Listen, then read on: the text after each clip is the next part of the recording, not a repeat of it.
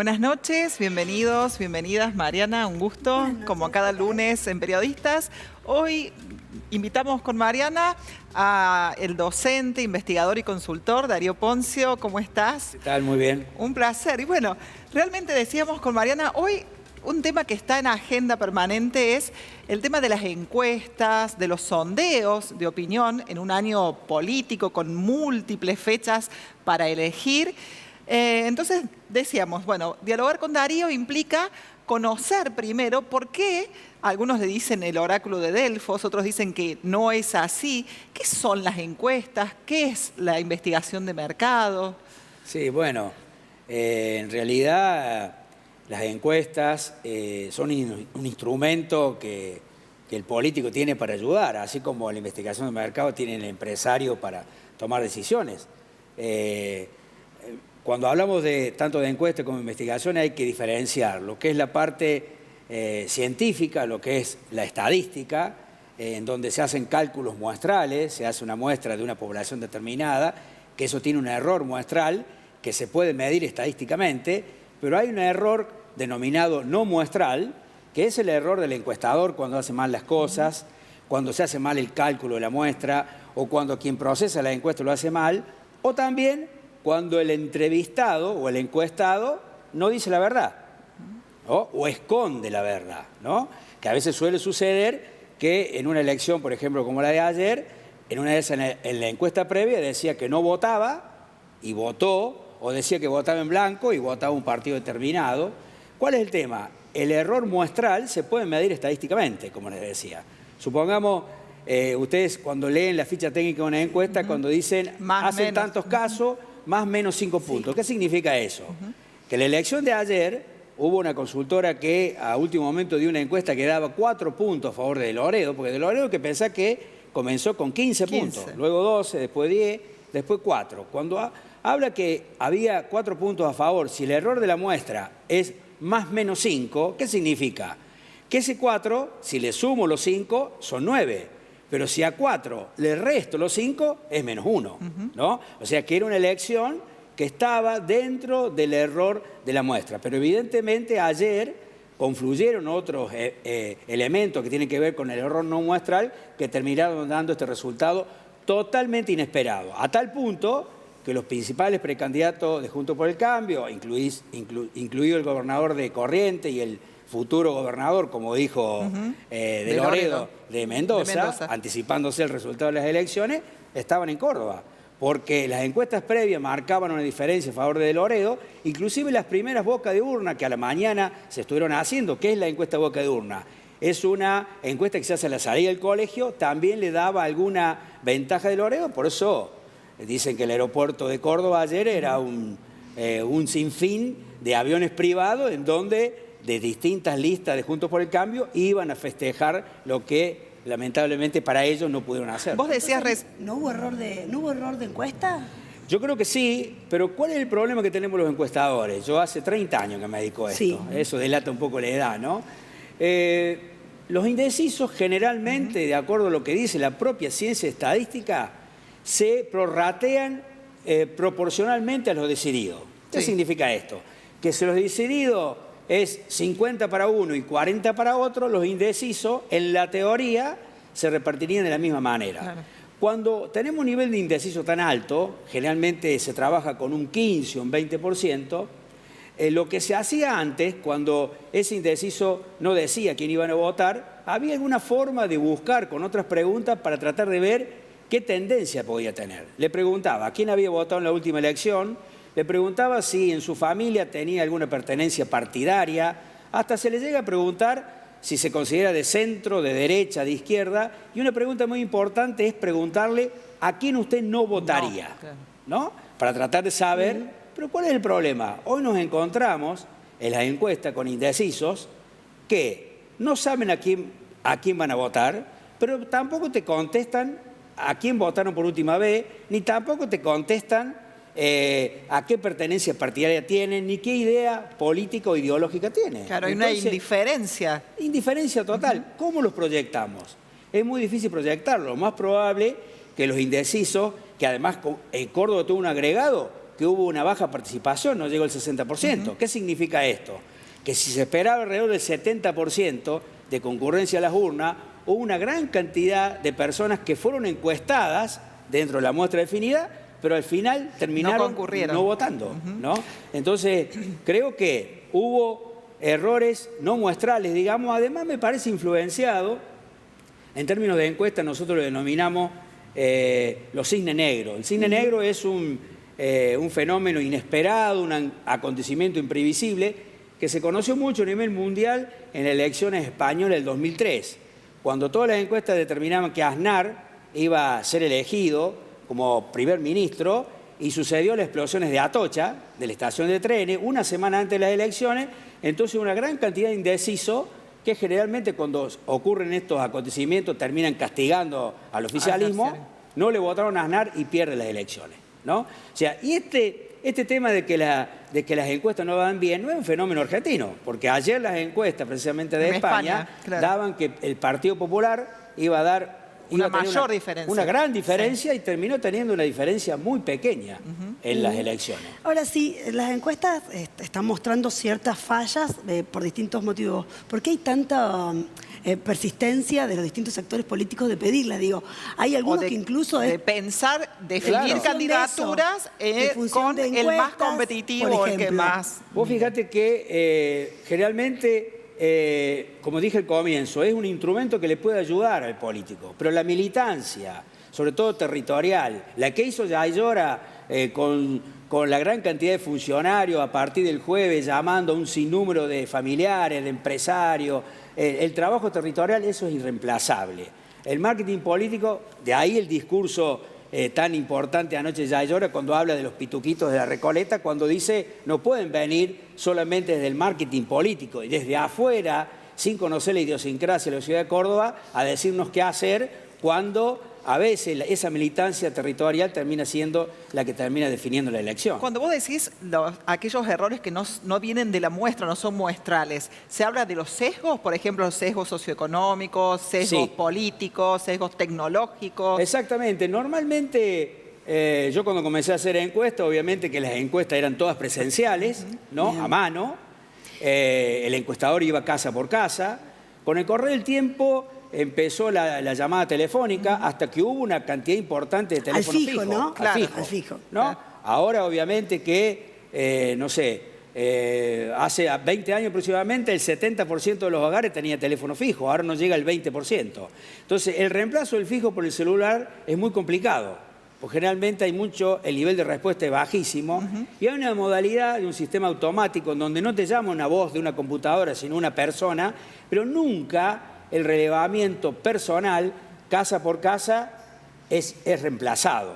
El problema es que el sistema personal, la entrevista personal, es muy costosa, y además en ciudades grandes es muy difícil llegar a los departamentos, a las torres, que por un problema de inseguridad, sobre todo en personas grandes, no le abren la puerta al encuestador, y también en algunas villas de emergencia también es difícil para el encuestador llegar a esos Allí está lugares. el problema de la representatividad de la muestra. Exactamente. Claro. Normalmente el mejor sistema es donde hay una ponderación por conglomerados poblacionales, o sea, supongamos en Villa María, se hace X cantidad de encuestas en función de la densidad poblacional de un barrio determinado. Supongamos, el centro, entre los 4 bulevares, tiene aproximadamente el 15% de los habitantes de Villa María. El 15% de la muestra debe ser dentro de los 4 bulevares. Suponiendo que no hubiera un error en el momento de la recolección del dato, ¿hay otro momento de la realización de la encuesta en que pueda aparecer ese error?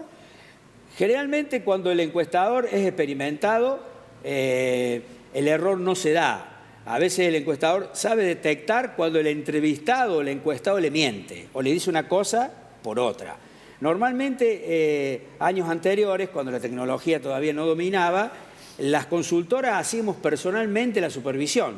Ahora con el sistema, a través que podemos ubicar a nuestros encuestadores, a través de Google, en qué lugar están, podemos tener un chequeo permanente y en tiempo real, en donde podamos ver si el encuestador está haciendo bien su trabajo. Además, también en este momento, la tecnología nos ayuda mucho, porque hoy en vez de que el encuestador haga una planilla donde llene la respuesta, directamente lo carga en una aplicación de celular, que eso es la gran ventaja que tiene, que disminuye el error de procesamiento, claro, porque la respuesta se procesa automáticamente. Inmediatamente. Vamos a una breve pausa, Darío. ¿Qué pasará en Villa María con todo esto? Ahora vamos a hablar con Darío, a ver qué se está midiendo, ¿no? Porque también tenemos las PASO muy pronto, además de las elecciones locales. Ya volvemos.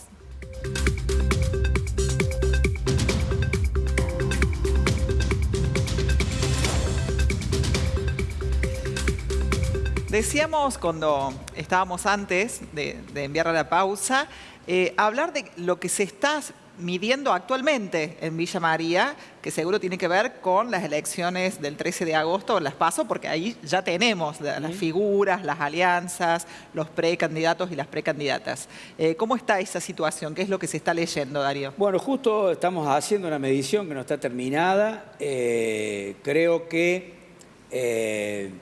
más allá de la polarización que daban Cristina y Macri, cuando Cristina deja de ser candidata por el kirchnerismo, digamos, y Macri por el macrismo, valga la redundancia, tanto la participación del Frente de Todos, del peronismo, digamos, a nivel nacional, como del PRO, bajaron en Villa María, ¿no? Es como que el voto que dejó pendiente Macri por un lado, Cristina por otro, no fue tomado, en este caso el voto de Macri, ni por Bullrich, ni por Larreta, y en el caso de Cristina, ni por Grabois, ni por Massa.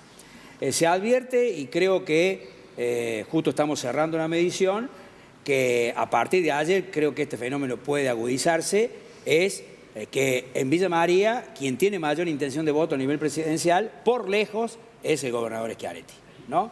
Creo que... Y esto sucede también en otras localidades de la provincia de Córdoba que hemos estado midiendo, en donde la gente le valora mucho, en el interior provincial, no conozco el dato de la ciudad de Córdoba, la gestión de Schiaretti, más allá de que algunas personas vinculadas con el justicialismo están en desacuerdo con algunas políticas, pero creo que para las PASO Schiaretti en Villa María tiene una buena intención de voto, está bastante por encima de la suma de Grabois más Massa y de Larreta más Bullrich, y Milei está ahí en un segundo puesto, que creo que más allá de lo que se dice que Milei ha bajado drásticamente, en realidad es un par de puntos que Milei ha bajado, porque Milei capta una gran cantidad de personas muy enojados con la política, a veces capta personas que no están informadas, y cuando viene alguien que dice, es como que barajar y dar de nuevo, todo lo que hay no sirve para nada, porque hay mucha inflación,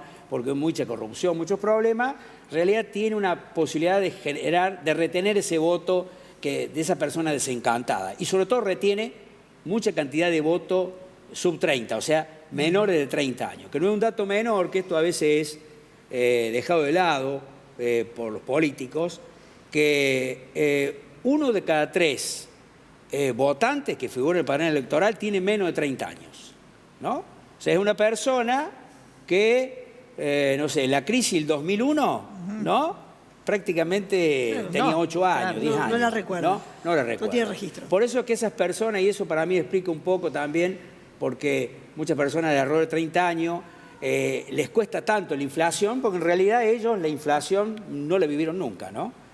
Porque la última inflación... La hiper, digamos. Exacto, la hiper. O tasas del 6 o el 7% mensual no están acostumbrados. Estaban acostumbrados a un país con una tasa inflacionaria del 2 o el 3% mensual, entonces era más fácil acomodarse. En similar sentido, por ejemplo, algunas políticas públicas que vienen más de la mano del kirchnerismo, como pueden ser las universidades públicas gratuitas, como que está naturalizado que es así, ¿no? Exactamente. O sea, no saben realmente en qué momento comenzó una determinada, supongamos una obra pública. Sí. Pensemos en Villa María, alguna obra pública, la Medioteca, la Tecnoteca. Yo a veces les he preguntado a mis alumnos en la universidad, que somos colegas, que tienen 22, 23 años, no tienen ni idea, ¿no? ¿Cuánto tiempo hace que la Medioteca fue construida? ¿Cuánto tiempo hace que el subnivel fue construido? ¿No? No hace tanto, hace 20 años. Pero obviamente para una persona de 23 años, claro, en ese momento tenía 3 años, ¿no? Y eso es lo que sucede. Está bueno lo que aportás, que todos estos datos no están siendo mirados por algunos sectores políticos que no encuentran entonces el tono con que hablarle a este sector.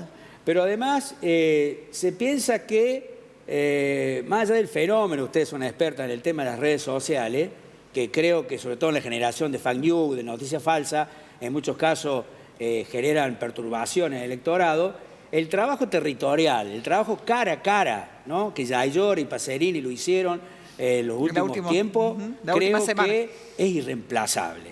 Creo que, sobre todo en localidades pequeñas entre comillas, como Villa María, que está alrededor de 100.000 habitantes, hay que ver ahora cuando se confirme el dato del último censo, creo que ese trabajo me parece territorial, los distintos partidos tienen que seguir haciéndolo. Y con relación a esto, si nosotros pensamos en el tema de encuestas, que son estudios cuantitativos, que vos decías, bien, ¿hay algún otro tipo de estudio que esté teniendo más cercanía, como grupos focales, observación participante, no sé? ¿Qué otros estudios hay, Darío, que están por allí leyendo esas otras cosas, leyendo los discursos del odio, como decís vos, qué se comunica a través de los candidatos? ¿Hay alguna ruptura en ese sentido?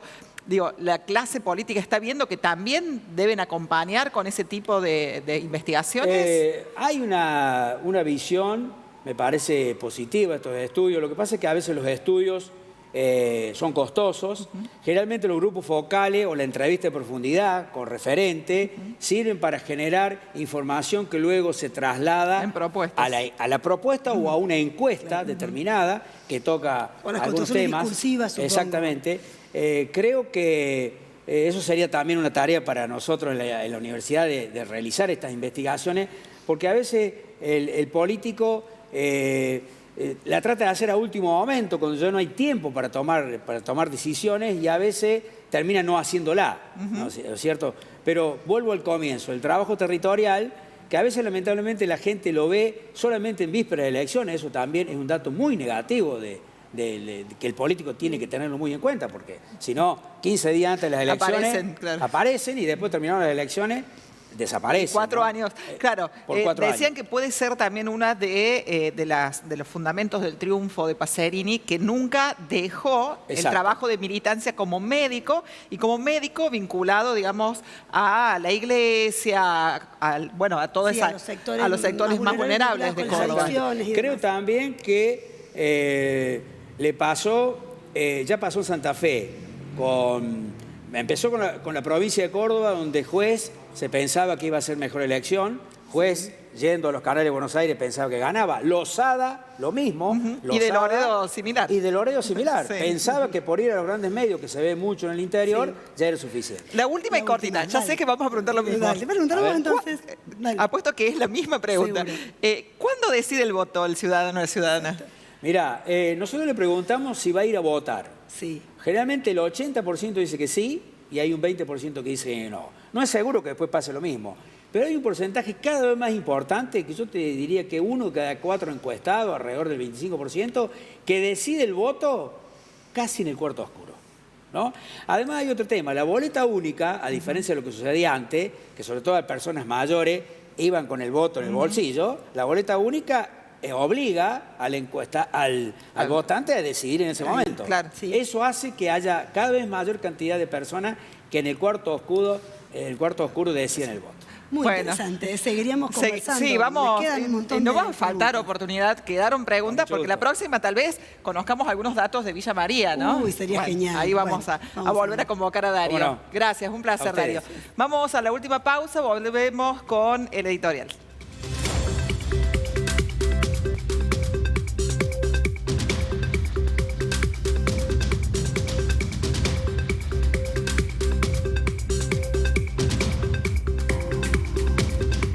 Tiempos se aceleran. La semana que viene, a esta misma hora, a unas pocas cuadras de acá, 2 o 3 cuadras, si no me equivoco, van a estar los distintos partidos políticos presentando las alianzas. Opera a las 24 el próximo lunes el límite para presentar alianzas, y por allí algunas cuestiones que nos indicaban algunos dirigentes muy importantes de nuestra ciudad es, bueno, a ver si se presentan más alianzas de las que después finalmente van a ser las que efectivamente van a presentar candidatos. Exacto, probablemente haya más alianzas que después candidatos a la hora de definir ya la lista completa con caras de personas. Exactamente. Mientras tanto, en este preciso momento, También. en la sede radical, allí de calle Tucumán, hay una importante reunión de la que están participando las principales autoridades partidarias y 2 precandidatos a intendente. Felipe Bota, que viene trabajando en su precandidatura desde hace bastante tiempo, varios meses, y Braulio Zanotti, quien ha manifestado su voluntad de ser candidato a intendente de Villa María hace apenas un par de días, pero que también se plantea como precandidato.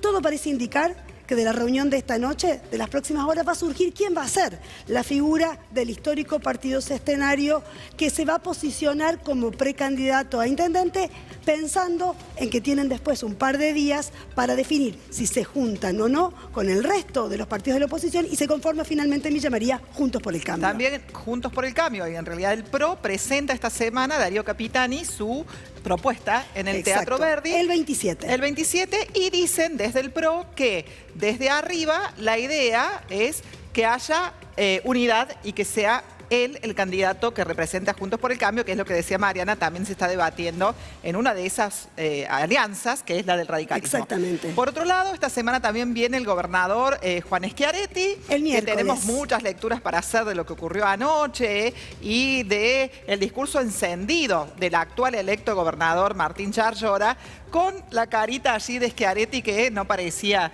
tan feliz. Y finalmente decirles que probablemente la semana que viene esté en la provincia de Córdoba, en la ciudad de Córdoba, en Villa María y en Marcos Juárez, también el precandidato de Unidos por la Patria, Sergio Massa. El ministro candidato se va a dar una vuelta por el territorio cordobés. Algunos ven algún guiño del lado de Charllora, que en el discurso de Charllora incluso trasunta alguna separación de Juntos por el Cambio y una vuelta más a los orígenes bien peronistas. De hecho, se cantó después de mucho tiempo la marchita anoche, después de que Pacerini resultó electo. Así que hay que esperar también novedades en relación con el paso de Massa en nuestra ciudad, que también tienen el intendente Martín Gil, uno de el sus armado promotores. provincial, así es. Hoy estuvo el intendente en Córdoba ya trabajando a nivel provincial por la precandidatura a presidente de Sergio Massa. Así que no dormirse porque va a haber novedades todo el tiempo en vistas. Del 13 de agosto, por supuesto, pero también del 1 de octubre. Vamos a agradecer, como es habitual, a Lilou por la indumentaria, a Erika Fecia por los peinados y a Victoria Rivera por el maquillaje. Pueden recuperar los contenidos de periodistas los jueves y los domingos a la hora 21:30 y también por las redes sociales de UniTV. Gracias por acompañarnos. Buena semana. Nos vemos el próximo lunes.